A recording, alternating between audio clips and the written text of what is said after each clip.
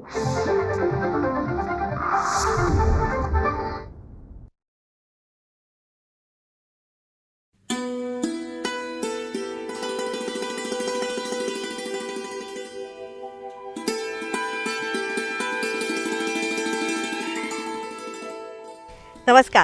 रयतेच्या दरबारमध्ये आपणा सगळ्यांचं हार्दिक स्वागत. निरनिराळ्या सकारात्मक प्रयत्नांची माहिती आपण आपल्या ह्या कार्यक्रमातून करून घेतो, ज्याला उत्तम प्रतिसाद आम्हाला मिळत आहे.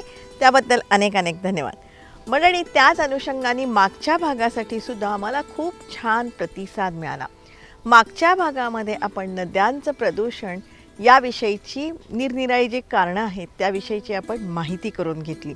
आणि त्या एपिसोडमध्ये आपल्या भारताचे जलपुरुष डॉक्टर राजेंद्र सिंहजी यांनी आपल्याला मार्गदर्शन केलं. त्यांच्या म्हणण्याप्रमाणे पावसाचं पाणी आणि सांडपाणी हे दोन्ही वेगळं ठेवायला पाहिजे, ज्यामुळे नद्यांचं प्रदूषण होणार नाही. पण सध्या आपण बघितलं ना, तर प्रत्येक शहरामध्ये हे जे सांडपाणी आहे ते नद्यांमध्ये सोडण्यात येतं. यामागची वास्तविक परिस्थिती काय आहे ती जर का आपण समजून घेतली ना, तर या सांडपाण्यावरती प्रक्रिया करण्यासाठीचे जे प्रकल्प किंवा प्लांट आवश्यक आहेत त्याची कमतरता आहे असं आपल्याला दिसलं. पुण्याचं आपण उदाहरण घेतलं. पुण्यामध्येही हीच समस्या आहे. आणि ही जी समस्या आहे ना, या समस्येची उकल करायची असेल ना, तर त्यासाठी जागरूक होणं अत्यंत आवश्यक आहे. त्याच अनुषंगाने असं वेगवेगळ्या विषयांवरची माहिती जर का तुम्हाला जाणून घ्यायची असेल ना, तर तुम्ही रयतेचा दरबार बघायलाच पाहिजे. त्यासाठीच एकमेकांना मदत करू, एकमेकांची काळजी घेऊया आणि सगळ्यांचं जगणं समृद्ध करूया. त्यासाठीच रयतेचा दरबार.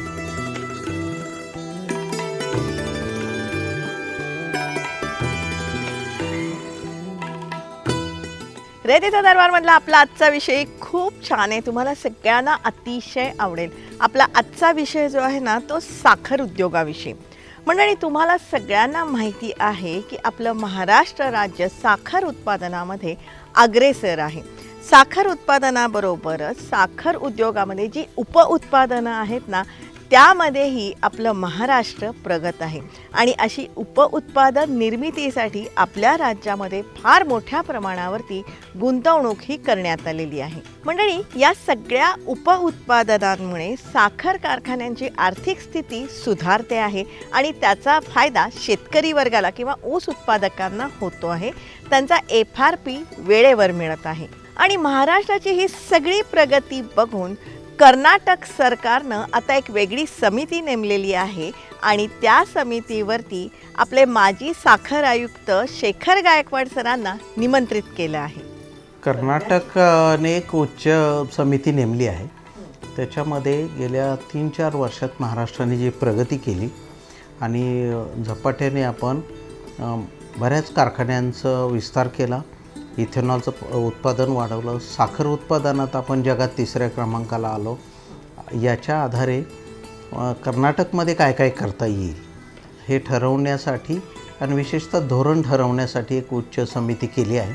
त्याच्यामध्ये कर्नाटक शासनामधले अनेक सचिव आहेत आणि मुख्य उद्देश त्यांचा हा आहे की हवाई अंतर जे आहे, 2 कारखान्यांच्यामध्ये अंतर जे 15 किलोमीटर आहे कर्नाटकमध्ये, महाराष्ट्रात 25 किलोमीटर आहे.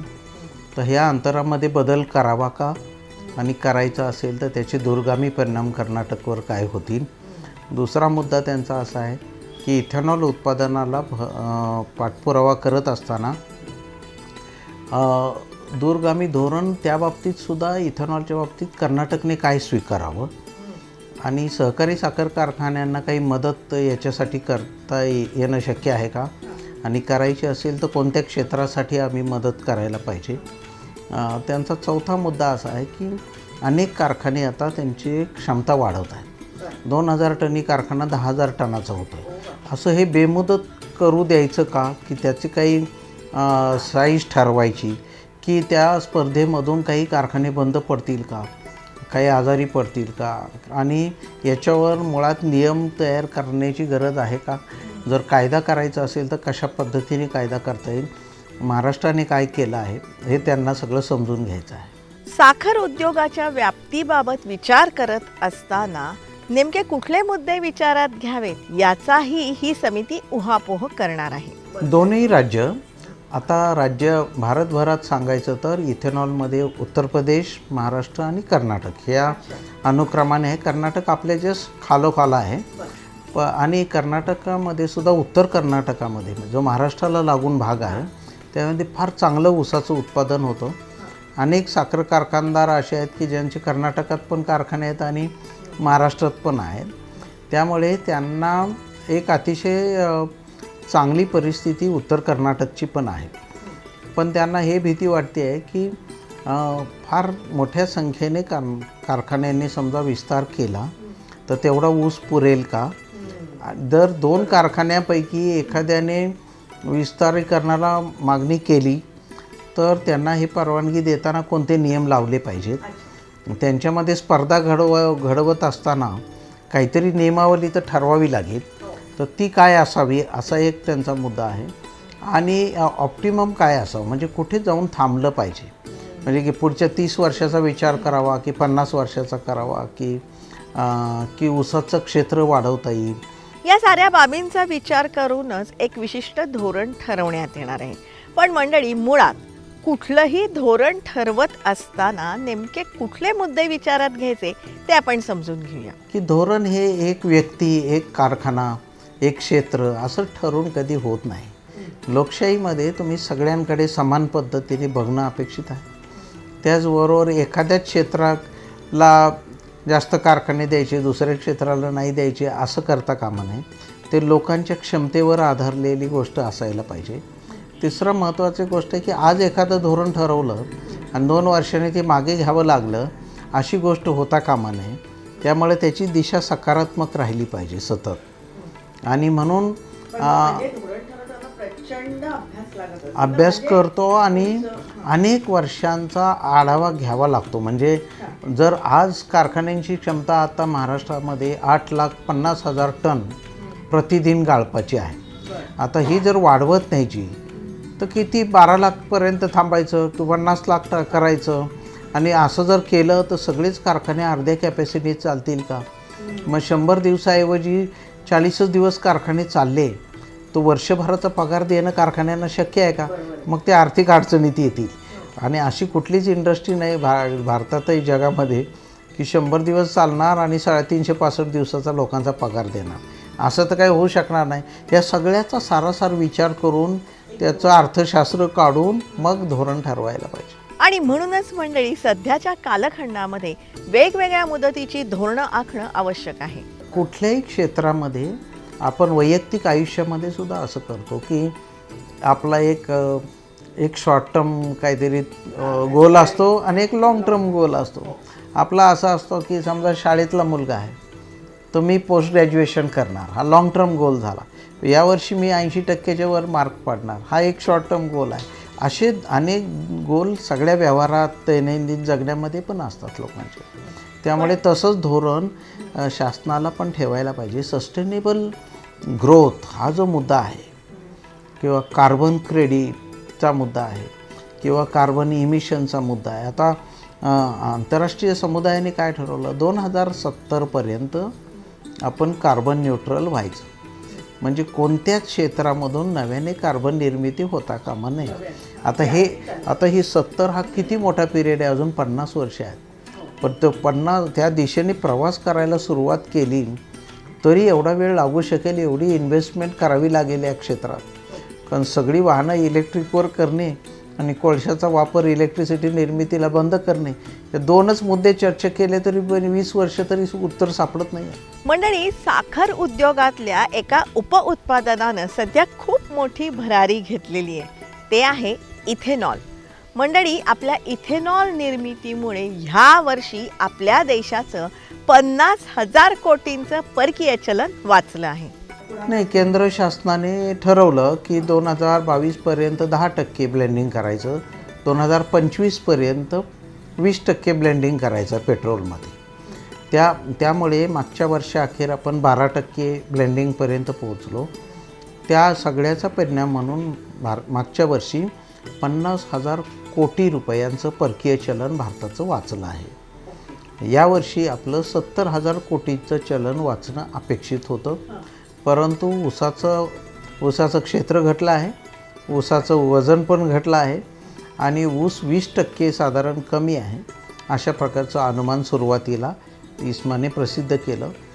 त्यानंतर गेले 3 वर्षामध्ये साखरेचे जेवढे स्टॉक भारतभरामध्ये होते ते बरेच खाली येत 30 ते 40 लाख टन, म्हणजे साधारण 2 ते 3 महिन्याची पुरेल एवढी साखर आपल्याकडे हंगाम सुरू होण्यापूर्वी शिल्लक होती. पण तरीसुद्धा ह्या हंगामामध्ये भारताला जेवढी लागते साखर, साधारण 280 लाख टन जरी पकडली तरी त्याच्यापेक्षा जास्त उत्पादन निश्चित होणार आहे. त्यामुळे भारतासाठी हा स्टॉक सफिशियंट आहे. पुढच्या वर्षी कदाचित लोक म्हणतात की यावर्षी पाऊस न पडल्यामुळे ऊस लागवड नवीन होणार नाही, पुढच्या वर्षीसुद्धा साखर आयात करायला लागू नये, हा पहिला विचार याच्या मागे दिसतो. की भारताच्या आधी सीमा संरक्षित करून टाकून भारताला अन्नधान्याच्या दृष्टीने स्वयंपूर्ण ठेवणे आणि साखरेच्या बाबतीत स्वयंपूर्ण ठेवणे, अशा हेतूमधून हे धोरण आलेलं आहे. पण असं असताना सुद्धा ह्या वर्षी ऊसाची लागवड कमी झालेली आहे आणि त्यामुळे साखर उत्पादनामध्येही घट होऊ शकते. या बाबी विचारात घेऊन इथेनॉल बाबतीत एक निर्णय घेण्यात आला आहे. निर्णय असा आहे की इथेनॉल अनेक पद्धतीने बनतं.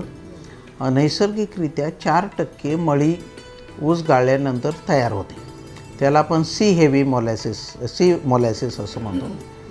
त्यानंतर आपणच मध्ये शास्त्रज्ञांनी असं एक हे लावलं की त्याच्यात थोडी साखर गेली तरी चालेल, त्यामुळे इथेनॉल निर्मिती जास्त होते आणि त्याला म्हणतात बी हेवी मोलॅसिस. त्याच्या साखरेचं प्रमाण थोडं जास्त असतं आणि हे त्याला पण केंद्र शासनाने सगळ्यात जास्त दर दिला आहे बे हेवी मोलॅसिसला.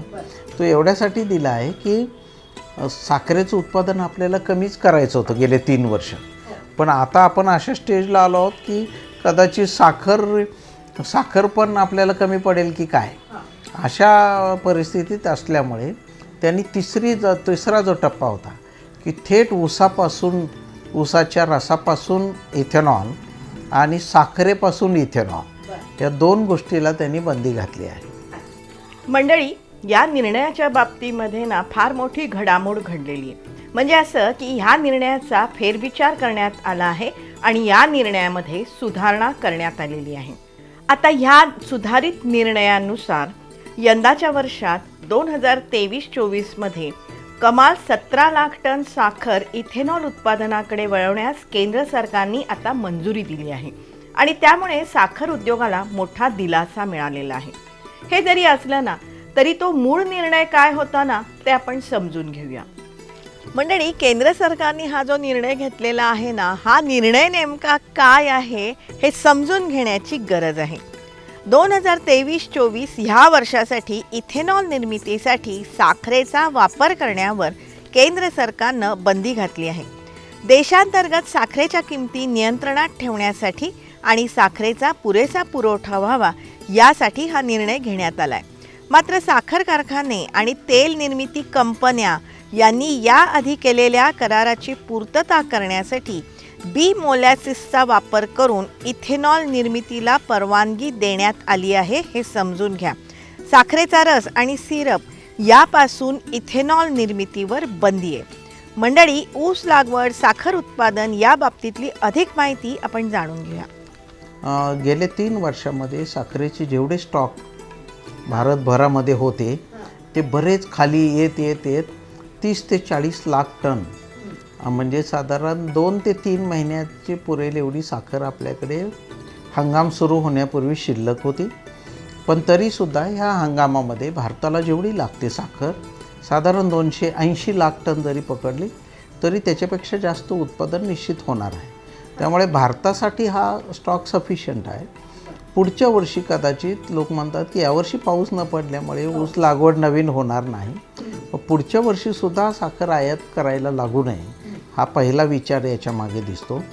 की भारताच्या आधी सीमा संरक्षित करून टाकून भारताला अन्नधान्याच्या दृष्टीने स्वयंपूर्ण ठेवणे आणि साखरेच्या बाबतीत स्वयंपूर्ण ठेवणे.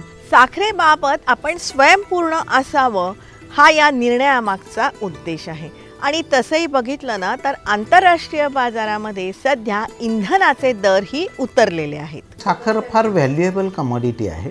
दुसरी गोष्ट झाली, याच आठवड्यामध्ये आंतरराष्ट्रीय बाजारामध्ये तेलाचे दर घसरले आहेत. त्यामुळे कदाचित असा पण विचार केला गेला असेल की जे $85 प्रति बॅरलने आपण क्रूड ऑइल घेत होतो ते आता $70 झालं आहे. त्यामुळे $15 तिकडे वाचले आहेत. तर अशा वेळी इथेनॉल थोडं कमी झालं यावर्षी तरी चालेल, पण साखरेचा स्टॉक करून ठेवावा असा विचार या धोरणामध्ये दिसतो आहे. या इथेनॉल बंदीमुळे साखरेच्या उत्पादनामध्ये वाढ होणार आहे, ती नेमकी कशी ती समजून घ्या. फार परिणाम या अर्थाने होणार नाही की जे लोक ज्यूसपासून आणि साखरेपासून इथेनॉल बनवणाऱ्यांची संख्या जवळजवळ नगण्य आहे. ज्यूसपासून बनवणाऱ्यांची संख्या बरीच होती, त्यांना आता दुसरा विचार करावा लागेल आणि साखर उत्पादन करावं लागेल. जो प्राथमिक अंदाज केला आहे त्याच्यामध्ये साधारण 10 दशलक्ष म्हणजे 1 कोटी टन एवढी साखर जास्त निर्माण होईल या सगळ्या प्रयत्नातून. मात्र ह्या निर्णयामुळे साखर कारखान्यांवरती नेमके काय परिणाम होणार आहेत तेही समजून घेऊया. मागच्या वर्षी पण त्यांनी काही स्टॉक करून ठेवला आहे, कारण एकदा इथेनॉल बनवलं की ते काही खराब होत नाही. तो एक इंधन म्हणून सारखं तयार होतं, ट्रान्सपरंट आहे, पारदर्शक आहे, पाण्यासारखं ते स्टोअर होतं आणि ते कधीही वापरता पण येतं. त्यांना अशी भीती आहे की आम्ही समजा एक 90,000 लिटर स्टोअर करून ठेवला आहे, तुम्ही उद्या घ्यायचं बंद केलं तर शेतकरी तर 15 दिवसांनी पैसे मागणारच आहेत ऊसाचे. तर मग पैसे कुठून आणायचे हा कारखान्यांपुढचा मोठा प्रश्न आहे. आणि दुसरा मुद्दा असा आहे की साखरेवर नियंत्रण असल्यामुळे दर महिन्याला किती साखर विकायची हे पण केंद्र शासन ठरवतं. त्यामुळे कारखान्यात जरी 5 लाख पोती असली तरी ते विकण्याचं स्वातंत्र्य साखर कारखान्यांना नाही. त्यांना जे पैसे 21 दिवसानंतर येत होते ते इथेनॉलमधून येत होते. हां, तर दर प्रत्येक वेळी समजा या आठवड्यामध्ये त्यांनी 10 टँकर ऑइल कंपन्यांना दिले तर 21 दिवसात त्याचं पेमेंट येत होतं आणि त्याच्यातनं FRP दिली जात होती. त्यामुळे सगळ्यात वाईट जो परिणाम यावर्षी कदाचित होऊ शकेल तो हा आहे की गेली 3 वर्ष आपण 100% FRP हा सीझन संपण्यापूर्वी देऊ शकलो होतो, ते आता देता येईल की नाही हे शंका आहे. कारण इथेनॉलचे पैसे जर आले नाही तर कारखान्यांच्या कॅश फ्लोवर फार मोठा परिणाम होईल. महाराष्ट्रामध्ये 4,500 कोटींची इन्व्हेस्टमेंट फक्त डिस्टिलरीमध्ये झाली आहे आणि 120पेक्षा जास्त प्लॅन्ट उभारण्याचं काम सुरू आहे.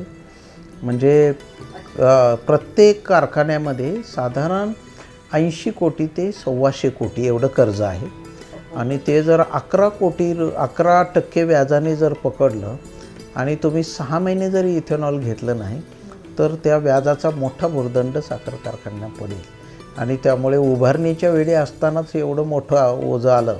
म्हणजे कारखान्यांनी पण मागच्या वर्षी मशिनरी बसवताना असा विचार केलेला असतो की आता नोव्हेंबरला कारखाने सुरू झाले की आपलं इथेनॉलचं उत्पादन सुरू होईल आणि दर 21 दिवसाने आपल्याला पैसे येतील.